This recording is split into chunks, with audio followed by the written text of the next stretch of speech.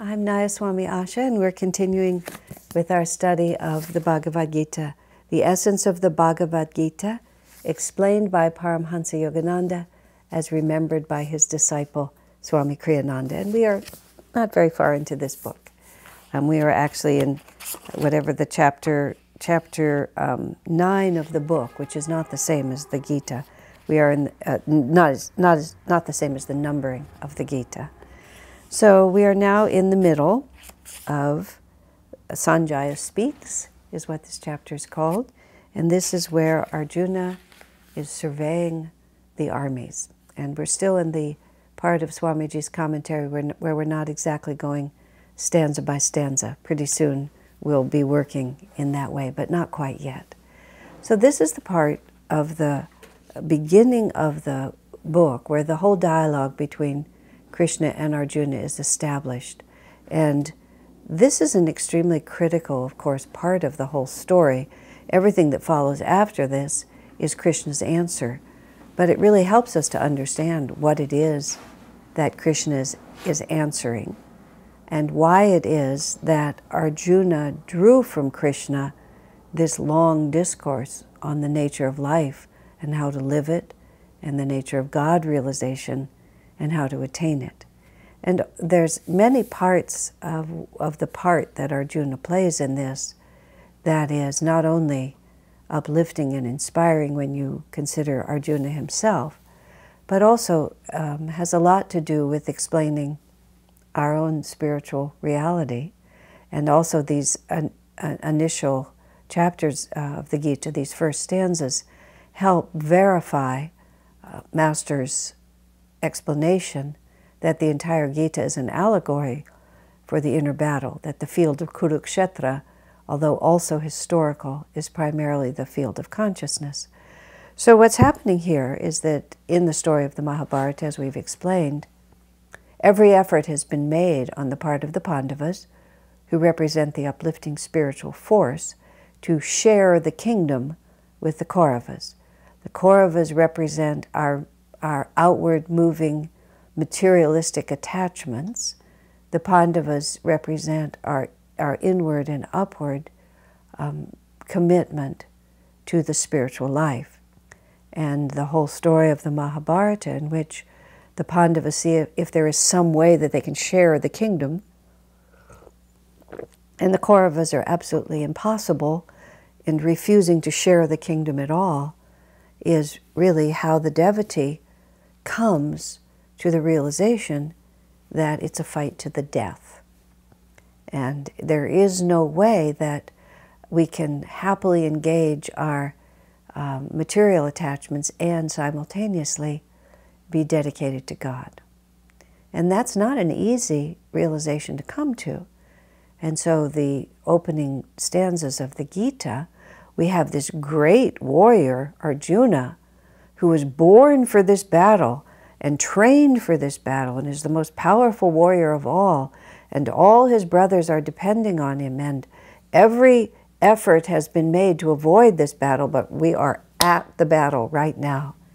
And of course, this is what the soul has to go through, that we try for a very long time to think that we can have it all, and have it all not in the sense that Jesus meant it, seek ye first the kingdom of God, and all these things shall be added unto you, but have it all in the sense that, well, I can be spiritual and I can also be worldly. I can love God, but I can also indulge myself here and indulge myself there and hold on to this wrong attitude and hold on to that wrong attitude. I really don't have to struggle that hard against delusion. We can all sort of be in the same boat and float in together. Well, this is where Arjuna is at this point in the Gita that we're talking about. Arjuna is, Duryodhana and the Kauravas and the Pandavas are arrayed against each other. And what we talked about last time was how Duryodhana suddenly sees the power of this spiritual army, and he's a little dismayed first. It's interesting because spirit can see both the spiritual side and the material side, but the material side can never quite cognize how powerful spirit is, because it's more subtle, and it doesn't act. It doesn't act in the same way, exemplified by the fact that when Duryodhana had the choice between all of Krishna's army and Krishna himself, he thought he had the better part of the bargain when he got the army, because to him power is material. To the devotee, he realizes that all power is spiritual, and that's why Arjuna chose Krishna. Just have Krishna with me and my victory is assured. Seek ye first the kingdom of God, and then everything else will follow as it's meant to. But now Duryodhana is looking at the Pandavas' army, and he's a little afraid of the force that's arrayed against him. And he rushes to Bhishma, who's his commander-in-chief, and Bhishma also represents the ego. And to reassure Duryodhana, this is how it's told in the Gita story, Bhishma blows his conch and makes a big noise, and then all the other forces on Duryodhana's side begin to clamor and clang and make all of their noise to show how powerful they are. But everything about it hinges on Bhishma, because Bhishma is ego, and as long as the jiva, as long as the individual divinity, spark of spirit, identifies with ego, then the Kauravas will win. And that ego identity, which is represented by Bhishma, has to be protected above all, because if you cut off the ego, then all the rest of the delusion falls away. Because all the delusion is based on the idea that I am separate. I mean, I am a separate reality, not that I am part of the divine whole. If you think of every anxiety that you have, every desire, every necessity to cling, it's all based on this sense of separateness. It begins when we identify with our physical body. As soon as you identify with one physical body, you have limited your reality. Because I'm a woman, I can't be a man. Because I am an American, I can't be a German. Because I am of a certain age, I can't be another age. Because I am the daughter of certain parents, I can't take everyone as my parents. If instead the jiva recognizes that it may be inhabiting this particular body, manifesting this particular body, responsible for this particular body, but the jiva identifies itself not with the body and all those limitations, but with the infinite spirit acting through this body, then ego is gone. And once ego is gone, then the Kauravas don't have a chance. So Bhishma encourages Duryodhana, I will stand by you, I will make this work. And Arjuna, now the Pandava side also, when they hear that great clamor from the Kaurava side, the Pandavas also respond. And now what's happening here is that the battle, the field of Kurukshetra, as Swami describes it, talking about it here, is also the inner field of consciousness. And when the inner world calls, Krishna's flute, which you see right here, and we always talk about Krishna playing his flute, and when the devotees heard the sound of that flute, they abandoned their worldly duties and went off with him. All the stories of Krishna and the gopis, and how the gopis had their household duties and their responsibilities to their families, and they were cooking and taking care of their homes. But when Krishna called them with his flute, they walked away with the soup boiling on the stove, with the laundry half done, with the husband and the children unattended for. Everything was forgotten when they heard Krishna's flute. And Krishna's flute is beautifully symbolized externally, but what we're really talking about is the inner sounds, the sounds of the chakras, the sounds that Om makes when we're inwardly attuned. Because what really calls us away from our worldly duties, so to speak, from our duties in the world, is not another external relationship. Of course, we have to understand that the gopis' relationship with Krishna was not romance in any human sense. It was literally God calling. And when God calls, everything is forgotten. That's why the gopis just walked away with the soup boiling on the stove, because it was just forgotten. I was speaking of this as it happens in a Sunday service I was giving very recently. And I was talking about it in terms of death, because death, of course, is the ultimate calling away from the ego and calling away from worldly responsibilities. And I was thinking of a friend of mine who died unexpectedly. He was quite ill, but no one knew that he was that close to leaving his body. And when his wife found him early in the morning, she said he had a look on his face that she described as delighted surprise. And it was just like suddenly Master came to get him, would be the only way you could think of saying it. And often you hear, I heard of another friend who her mother died, and also died somewhat suddenly. And her father had been talking to his mother, to his wife on the phone when her heart gave out or whatever it was. But she suddenly, on the phone, he heard her respond as if somebody that she was very happy to see had unexpectedly arrived. "Oh," she said, or something on that order, like she was just greeting someone, but very happily so. And it was the angels from the other side who just showed up and were taking her away. Now, death is the final dissolution of the ego, but all of spiritual progress is a lessening of its grip. And so whenever we sit to meditate or feel ourselves called into a higher state of aspiration, then we are responding to that call. And it is in stark contrast to the call of the world. So here on the field of Kurukshetra, at the beginning of the battle, we have it acted out. King material desire, which is what Yogananda colorfully called Duryodhana, he wants his troops to be all organized there, and he sees them slipping a little, so he gets the ego going. He gets the ego's idea and power going. And then the spiritual side, hearing all that clamor, draws even more deeply into itself. Isn't it so sometimes when we are in a spiritual bhav, that the more the world clamors for our attention, the more deeply we are called into that inner reality? Swami Kriyananda told a touching story of when he lived in San Francisco.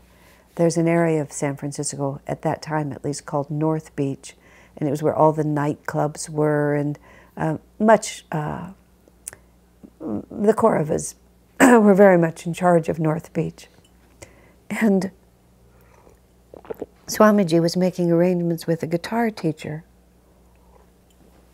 a man who was going to teach him how to play, and it wasn't such a bad part of town. It was just the entertainment district of a very worldly city.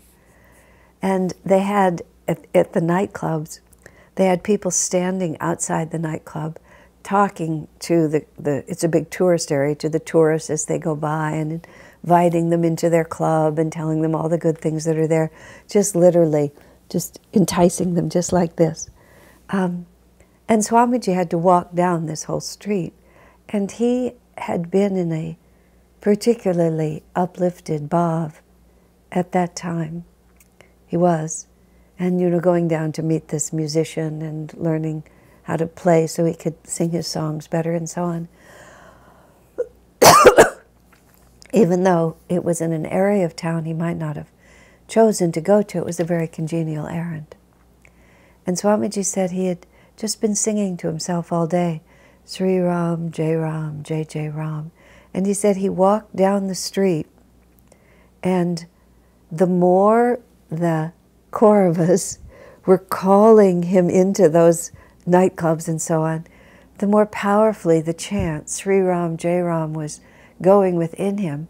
And in fact, he said, even the conflict between his inner reality and his outer circumstances, instead of weakening his inner reality, greatly strengthened it. Now that's the battle, facing into the battle and winning it. Now, please don't misunderstand. Don't go to North Beach to do your sadhana.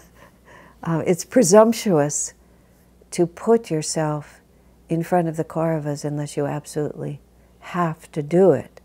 And then you rouse the Pandavas within you and you can stand against it. But it was an interesting example when circumstances made Swami do that. So now, in the story of the Gita, the Kauravas are there and they've made their cry, and then the Pandavas have responded.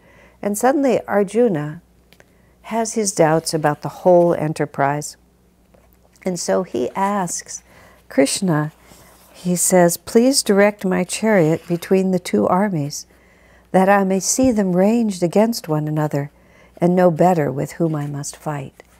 And Swamiji tells us this is one sure sign that this is allegorical, because no general who had any sense at all would expose himself to the enemy, as Arjuna is now suggesting that Krishna do, by just putting him in the space where everybody could see him, and the battle could be ended fast by Arjuna being killed by the opposite soldiers.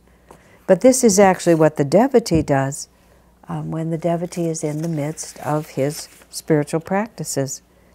He sees what he's up against. And there's this necessary stage in the spiritual path, and this is also what Arjuna is presenting to us. You know, first we come onto the path for what Master calls its romance.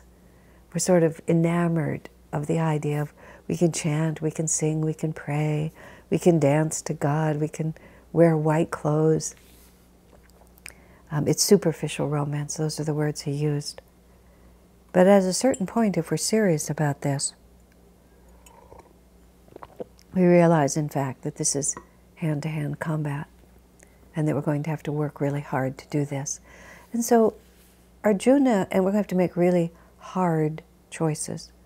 And so this is what Arjuna is facing now. Arjuna, as a devotee, has gone very deep into the spiritual life. Deep enough into the spiritual life that he sees what has to be done. Now, Arjuna himself, Master said that he was Arjuna. And so we're not talking about Arjuna as the actual incarnation. We're talking about what Arjuna represents as the devotee here. So when I refer to Arjuna, that's what I'm meaning.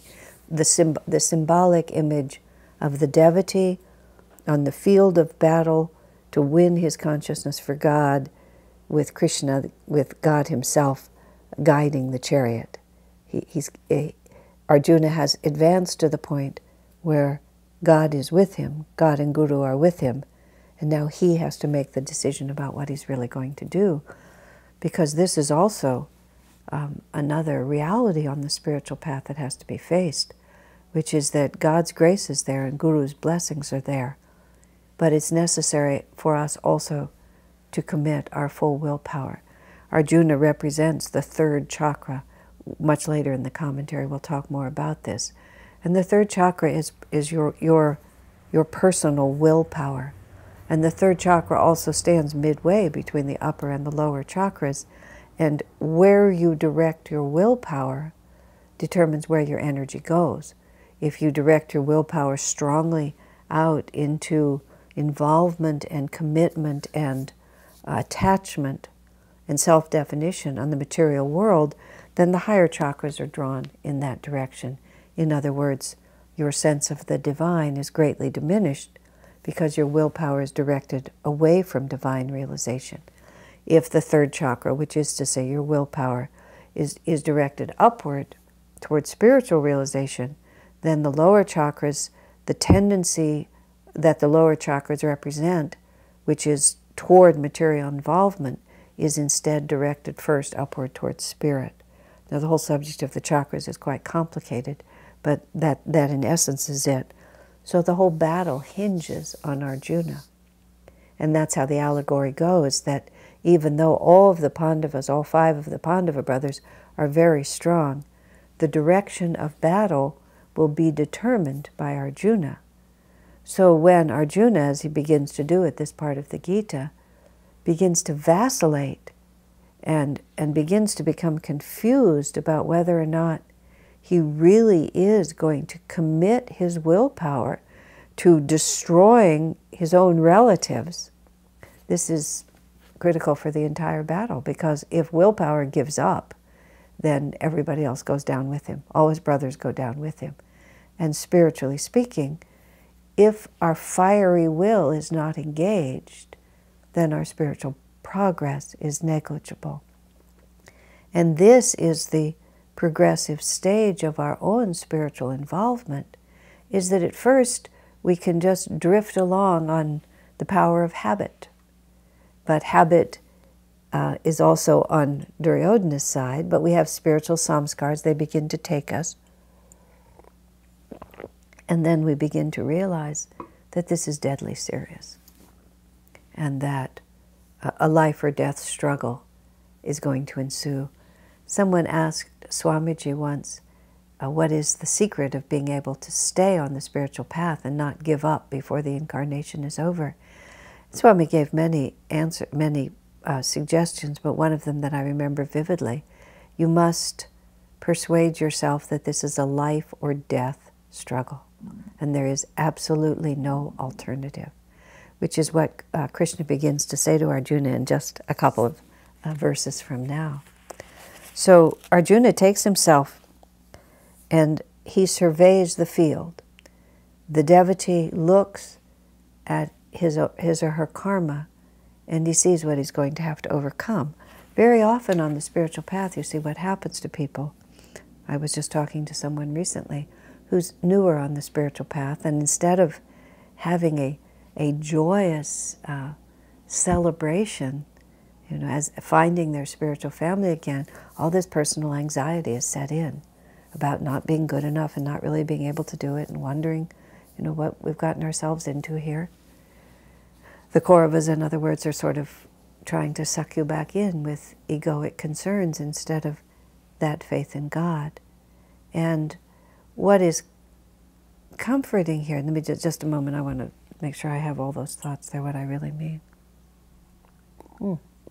I know what I was wanting to say. Swamiji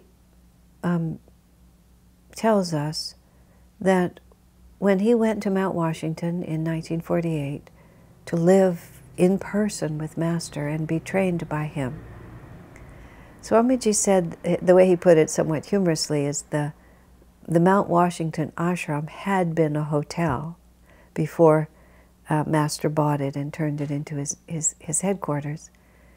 And Swamiji said, and many people still treated it like a hotel. They checked in for a short time and then they checked out again. And of course, with Swamiji's total passionate commitment to being Master's disciple and living in the ashram and being trained with him, it was bewildering at first to Swamiji why someone who had the great good karma to be there with Master would leave. And Swamiji explained it in this way. He said, often the disciples would say, well, they'd lost faith in the Master, but the true explanation was this: in the presence of the Master, there was an enormous amount of light. And in the presence of that light, everything within us is illuminated. And illumined is actually what I mean, because we see ourselves. And we suddenly realize all our worldly desires, all our worldly habits, all the faults and difficulties and attachments that are going to have to be overcome. And many times people don't want to fight. And so they solve the problem by leaving the battlefield, and often with a self-justifying excuse about there's a better guru over here, or Master isn't what I thought he would be, or I didn't come here to pour cement, is one of the quotes that Swami has from a disciple who was put to work, and he finally decided this wasn't his path because I didn't come here to pour cement, I came here to realize God. And Swami then goes on, and this is a chapter in his book, The New Path, to explain, but how do you expect to realize God except doing what your guru has asked you to do? And the very fact that he wasn't able to cooperate with his guru but asserted his own definition of what he thought he needed, instead of allowing the Guru to guide him, took him away from the path. He didn't allow Krishna to be his charioteer. He got out of the chariot and walked away from the battlefield, the battle of Kurukshetra, which is the battle between the ego and the divinity within us. So Arjuna is now looking over the field, and he's the devotee in meditation, looking over one's own consciousness. And you see all of those things assert themselves when you go into the silence of meditation. All of those things assert themselves. Everything, every restless, outreaching energy you have begins to blow its conch and bang its cymbals and tell us, what about me, what about me, what about me? And it comes in the form of a restless mind. We'll sit to meditate, and we're doing our mantra, or we're listening to the Om, or even practicing Kriya, and all of a sudden one realizes that instead of concentrating on the light, feeling God's presence, we're reliving some past trauma, we're speculating about some future pleasure, we're reenacting an argument that we had with someone, we're feeling terribly sad about all the bad things that have happened to us, we worry about our children. These are all the kauravas. Now, I don't mean that those things are inherently terrible, but they're the opposite of inward concentration. And so we try to concentrate inwardly, and those things come to us. And then we begin to become concerned that how can I give up all these responsibilities? Who will take care of my house if I don't? I've fought hard for this position. How could I actually forgive that person? We reenact all of the potential battles, and we decide that we don't want to fight them. We don't want to give up all of these egoic definitions because we feel like we'll be losing something if we do, or we'll be irresponsible if we do. I mean, all of these words, and these are the same words that, and this is the point, Arjuna uses. Because Arjuna is acting out the exact dilemma that we're acting out. Now, what I find from that myself is a great deal of comfort. It's very comforting to me to realize that my attachments and my worries and my reluctance is not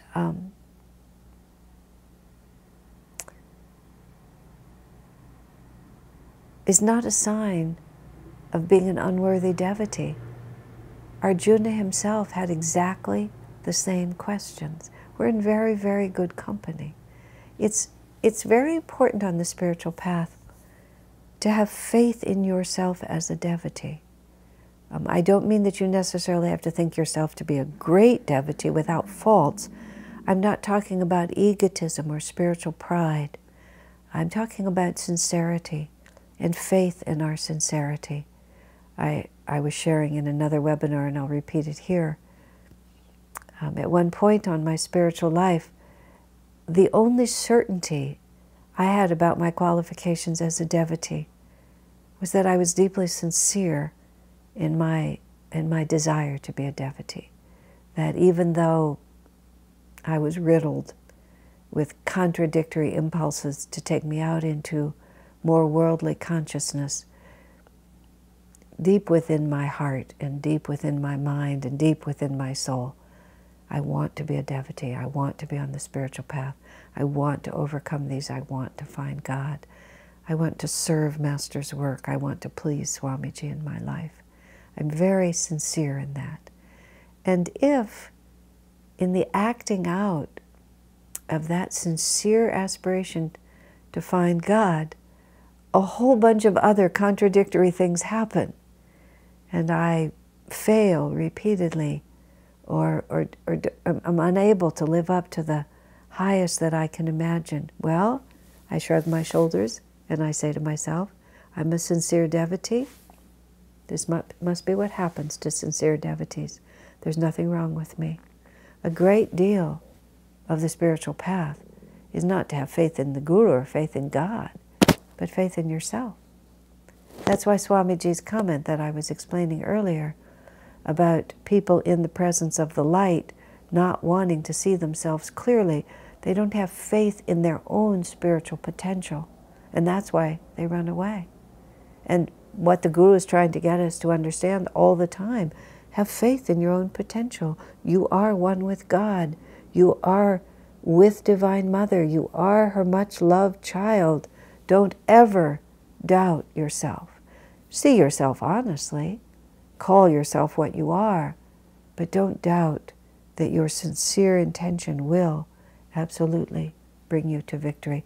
If you can develop that attitude, so much of what I feel I want to share with you in all that I do, whenever I'm talking about what I've learned from Swamiji, is just to have that calm confidence in your own relationship with God, no matter how crummy it may be in so many ways, but to be able to back all the way up to the core and know that still I am Divine Mother's child and I will persevere in my own way until success is mine. Now, part of what strengthens that conviction in me is Arjuna's conversation with Krishna. There he is. He sees what he's going to have to do. He spent his whole life training for this battle.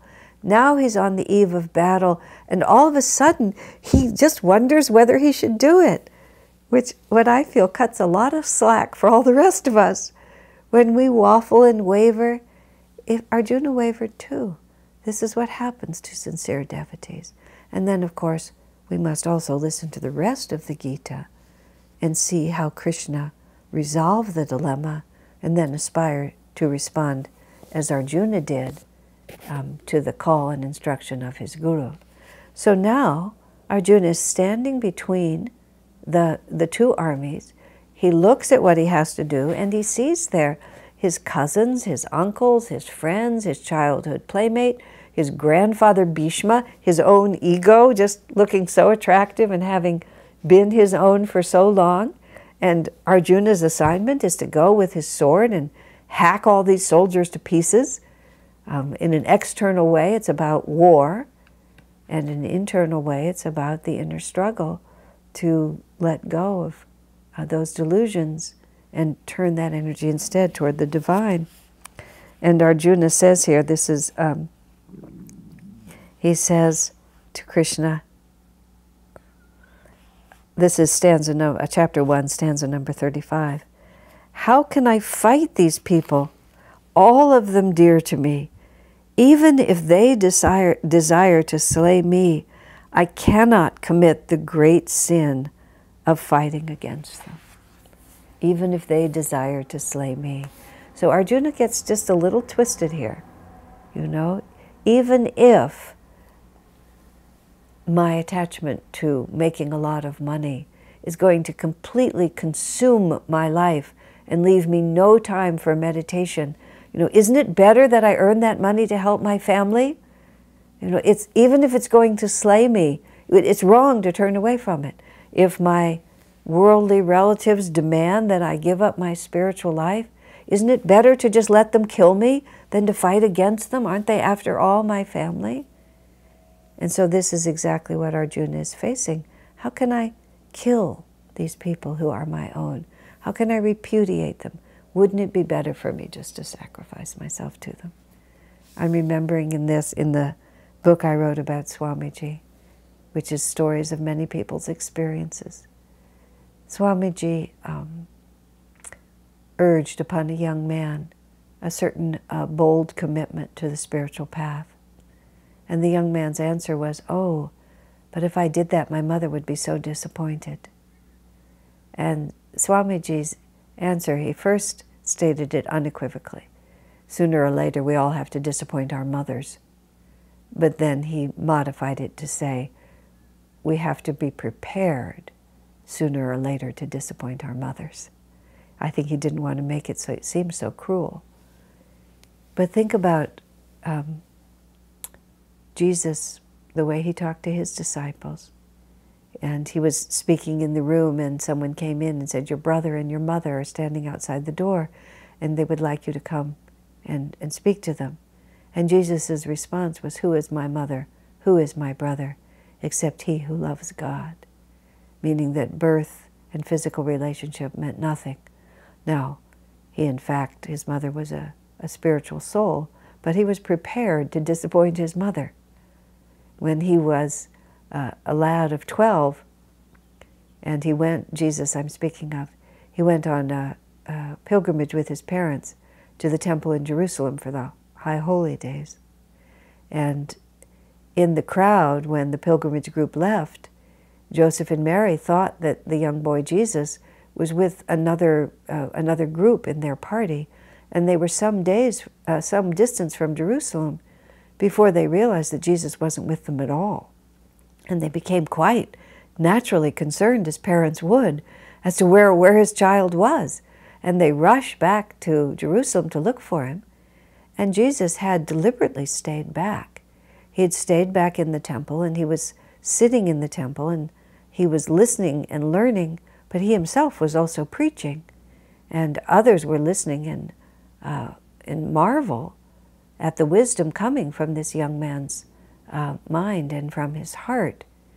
And his parents found him calmly sitting there carrying on his work. And they were so alarmed. Why did you do this? Why did you just desert us and cause us all this worry?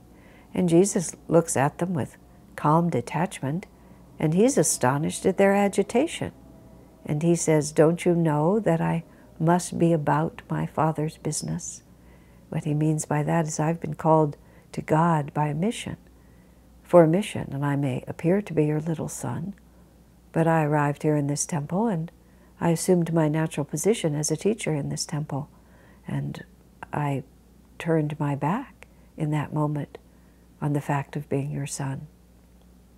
Now, they did take him back with him, but his master tells the story that shortly after Jesus left his family and went to India. The so-called lost years of Jesus are not lost at all. He spent them in the Himalayas and as a preacher in India, honing his own, himself for his mission in the West, and also carrying out the mission he had in the East, which is less known, but completely verified from many sources, that he also during those years from the age of 13 to 30, when in the Gospels he just disappears. In fact, those stories were removed because he was carrying out a mission in India, as well as his own sadhana there. Don't you know I must be about my Father's mission, my Father's work? And so Swami was saying to that young man, you know, your mother is to be respected. But, well, and I'll quote Master in this, when Master's own father, who was himself a deeply devoted Kriya Yogi and a disciple of Lahiri Mahashaya, started to speak in a critical way about Sri Yukteswar. Master immediately looked to his father and said, human birth is something, meaning you are my father in a physical way, but divine birth is everything, referring to Sri Yukteswar as his spiritual father. Say one more word against my guru, and I will disown you as my father forever. Wow. Now that is the battle of Kurukshetra. You know, the comfortable relatives that we see on the other side, calling us into the familial warmth, trying to bind us with lesser duties of respect and responsibility toward their desires for us, if their desires contradict the inner call of the Pandavas, of Krishna's flute, of our own higher aspiration. Spiritual birth is something, and you do every word of Autobiography of a Yogi where this story is told, and every word is nuanced. Spiritual birth is something, and by that Master implies you shouldn't disrespect your parents casually. merely out of a state of immature rebellion. Physical birth is something. Especially, parents sacrifice a great deal for their children. But spiritual birth is everything. And whenever the two contradict, as Krishna will explain as we progress through this scripture here, when a lower duty conflicts with a higher, the lower duty ceases to be a duty. And now I'll bring in the Bible here too. Seek ye first the kingdom of God, and all these things will be added unto you. Now these are, I'm emphasizing these points very deeply because the most important thing on the spiritual path, one of the most important things, I certainly feel after some longevity on the path, that one of the secrets of longevity on the path is as early as possible in your spiritual life, fix clearly in your mind and embrace and express as much as possible the fundamental attitudes that are necessary for success. And when faced even with the smallest dilemmas, resolve them with the highest principles. Because then you will develop a habit, a battle habit. Let's put it that way, like the Battle of Kurukshetra. Your battle habit will be to cut right to the heart of the matter and not be tempted either, not become confused or be tempted to, I won't say the word prevaricate, lie to yourself and pretend, but just go right to the heart of the matter. When human birth is something, but divine birth is everything. When a lower duty conflicts with a higher duty, the lower duty ceases to be a duty. So in every situation, ask yourself, who is speaking to me? Is this a Kaurava or is this a Pandava? And even if you're not able to completely side with the forces of righteousness, make that compromise consciously without ever losing connection with the highest principle. Maybe I have to be prepared to disappoint my mother, but I'm not yet prepared to do that. And so now I don't have the courage, as that young man did not have the courage to accept the challenge that Swamiji offered him. From a worldly point of view, it hasn't turned out badly for him. From a spiritual point of view, well, that's another question altogether. I remember when someone disregarded Swamiji's advice and went off in a particular direction and came back sometime later to show Swami, see, it worked out after all. Swamiji said later in private, I never said they wouldn't be happy. Meaning, I never said it wouldn't give them that kind of fulfillment. I was warning them that it wouldn't give them the spiritual fulfillment they were hoping for. And in that case, to the person's credit, when the worldly disappointment, the inevitable worldly disappointment came, that devotee clung to God. And in the end, it all worked out fine. One worked out, one didn't, you see. You can never gamble, you can't be sure. So now, Arjuna is acting out for us. How can I do this? It would be a great sin to fight these people. And so Arjuna is asking the question, which is Krishna answers later, which is, why be on the spiritual path? What is the point of the spiritual path? Wouldn't it be easier just to give up? And that's exactly what we want to say. So then we go to what is now chapter 10 of the book of Swami's commentary, not of the Gita. We're still in chapter 1 of the Gita, moving soon into chapter 2. Krishna begins to answer Arjuna's questions on the many levels on which it's being asked. And there is a level on which this question is being asked, which is really the question of ahimsa. Ahimsa is one of the fundamental principles of the spiritual path, which is do no harm, harmlessness.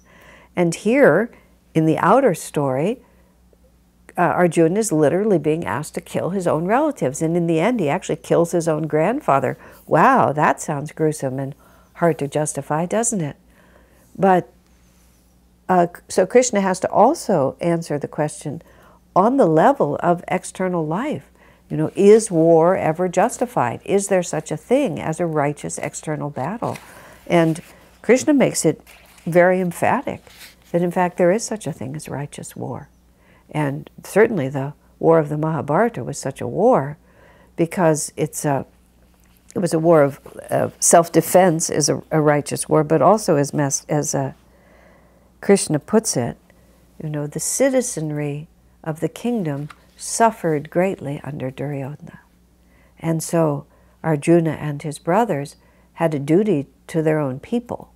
For them to just turn their backs on their own people and let them have to live under this tyrant, how could that be honorable? And if Arjuna didn't have the strength to stand up to the tyrant, how could that be honorable? And so we have to talk for a few moments about the real nature of ahimsa.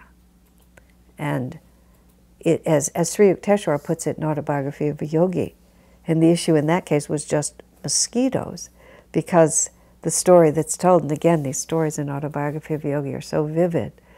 A mosquito is biting Master on the leg when he was a young disciple, and he was in the ashram with his guru, and his guru's talking to him, and a mosquito is there, and he thinks about smashing the mosquito with his hand, but he's worried about ahimsa, harmlessness. Is it right to kill a mosquito? And then Sri Yukteswar, reading his mind, says, well, you're already thinking about killing him. You might as well just go ahead and finish the deed. And then Sri Yukteswar explains, and truly so, that this world is not set up for a perfect outward practice of ahimsa. It's just harmful insects, harmful creatures, and exist all the time. If we didn't defend ourselves against all the things that could do harm to us, even just germs, killing germs, which are also living things, we would not be able to survive. And there's a key element here, which you have to be able to really understand how all of this works.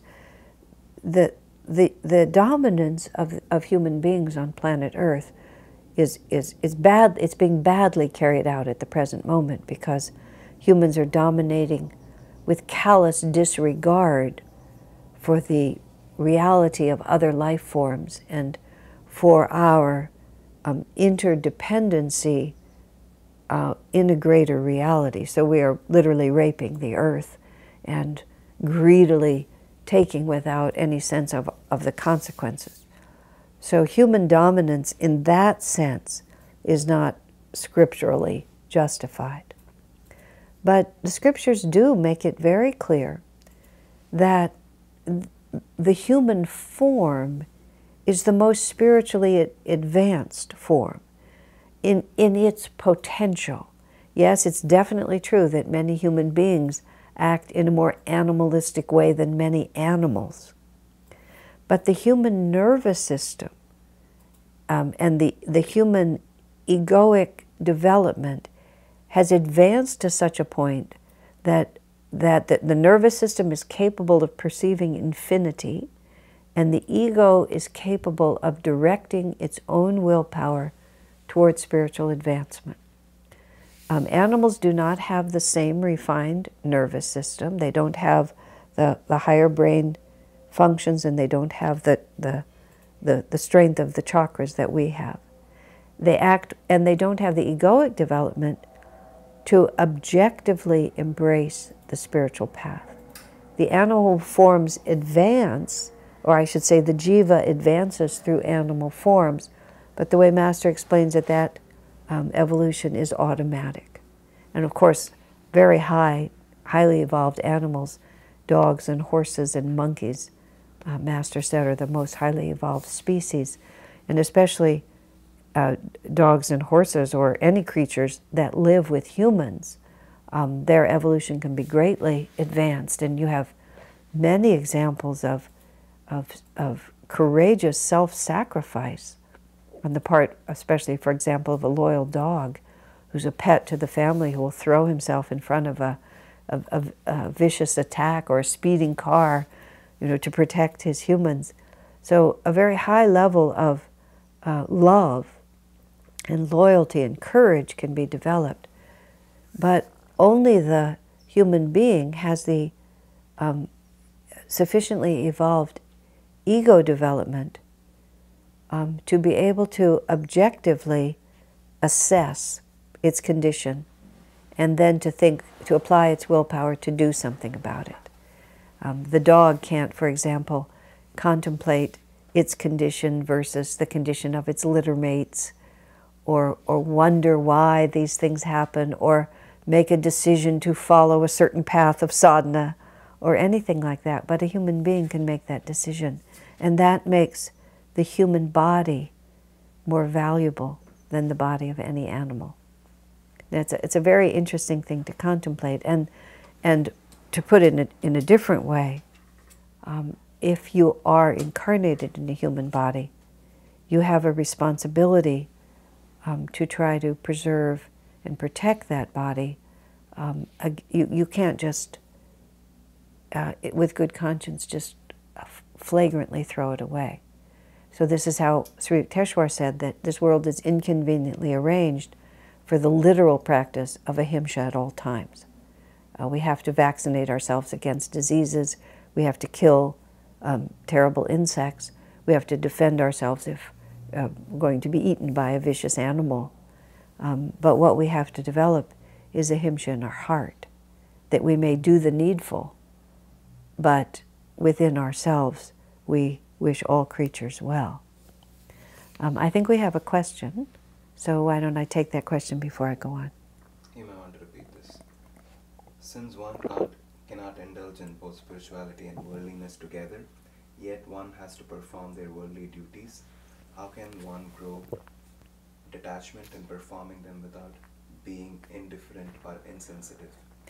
The question is, if the Kauravas and the Pandavas, if spirituality and worldliness cannot forever coexist, how do we then perform our duties in the world and develop detachment and so on? Well, the actual answer to that is the entire Bhagavad Gita. That is exactly 100% what Krishna tells us, because here's where we are, and I'll touch on it for a moment, just a moment also. Krishna speaks of Sankhya first, which is why do we have to engage in this battle? And then he speaks of yoga, which is how do we engage in this battle? And that's exactly what this question is. You're anticipating the next stanzas. In fact, the rest of the Gita, most of the rest of the Gita, is about how do we fight? How do we, in fact, balance this exact reality, which is that we are participating in this world and we are not yet free of it by definition because we incarnated into it. I'm going to just give a little bit of a hint, just going toward this, which is, I remember at a time that I was in my spiritual life where I was trying to prove my detachment by avoiding committing myself to certain aspects of the life I had to live. And I remember Swamiji said to me, you don't overcome karma by doing it badly. Those were his words. My thought was, the actual specific issue at hand was that Swamiji had suggested that David and I build a small house next to where he was living at that time. And for many reasons, of course, we were extremely eager to do that. But prior to that time, I had lived in extremely humble quarters, and I really wanted to remain in very humble quarters. I never put out any energy to make my living space beautiful. I was very tidy, but I never committed myself. Is the only way. I camped there.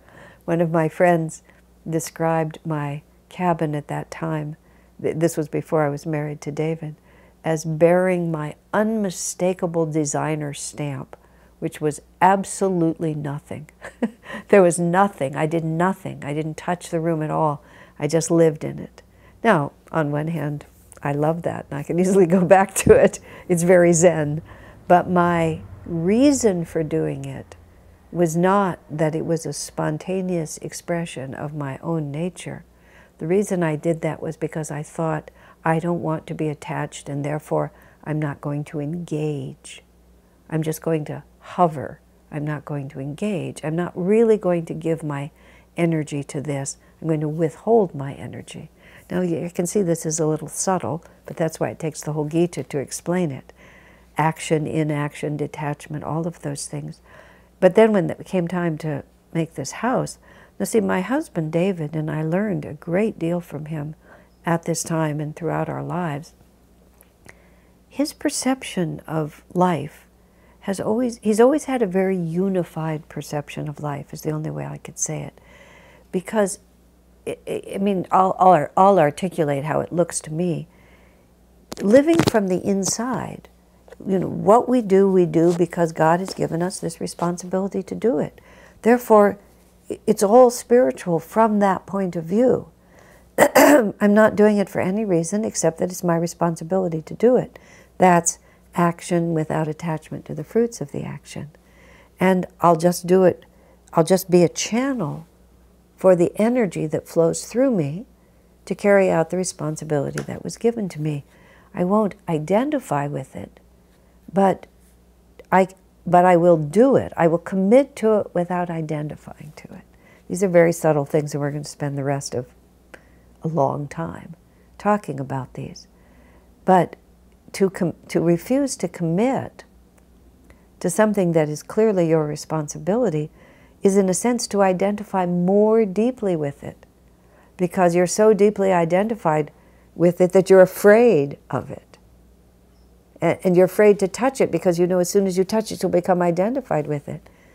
But to identify with the energy and with it as a God-given responsibility, then you can carry it out happily.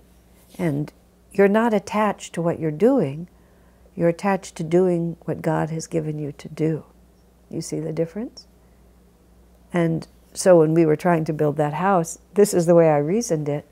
I just thought I'd build it badly. I'd just build an ugly, disharmonious house, and that would prove that I wasn't attached to it.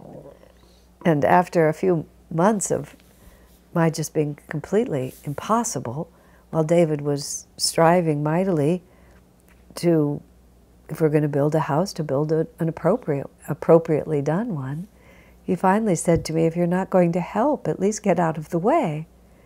Because all I was doing was obstructing, because I was so deeply identified in the negative. I so deeply didn't want to have a house, but not out of spiritual freedom. Swami himself had asked me to do it, but just out of anxiety. And that was when I talked to Swami. He said, you don't get out of karma by doing it badly. Because if you're doing it badly, it's either laziness or fear. And it's not really, and laziness and fear are lower duties than carrying out your duties well. But you carry out your duties well because they're God-given. And if God calls you to a higher duty, then it ceases to be your duty. I worked for 18 months on a very intense project at Ananda village when I lived up there. This was in the early 80s. It was to try to make Ananda village incorporated as a California city, make it a legal entity as well as a spiritual one. In the end, we lost, and then we lost, we were denied at a certain stage, and we chose not to pursue it farther, although we could have. But the decision not to pursue it farther was made by Swamiji, and I was informed of that decision without any consultation or preparation. And minutes before Swamiji announced that decision, I was firmly articulating that we were going to go forward on the project. The details are explained in my book, Swami Kriyananda as we have known him. Quick change is the subject. But what happened is, in the matter of 1 minute, my entire trajectory of energy had to be changed. And I was persuaded by Swami's argument, and I was also loyal to his authority, both. So I wanted to go where he wanted to go. But I had to just turn, quick change like that. And I had to find out, what am I attached to? Am I attached to what I'm doing, the thing itself, or am I attached to doing what God wants me to do? And if I was persuaded, as I was, that my divine instruction had shifted, why would I hesitate to shift with it? But I did hesitate. And it was a very interesting study for me to find out what is it that I'm committed to doing God's will, or to doing that thing or that thing or that thing or that thing. Mother Teresa of Calcutta, when she was criticized on the basis of the work that you're doing to help the poor is not as efficient as other ways of helping the poor. And Mother Teresa said, "Oh, I'm not helping the poor." She said, "I'm doing what Jesus asked me to do." And you see, that's all the difference. So, more about what you asked and the rest of the Bhagavad Gita coming soon. God bless you.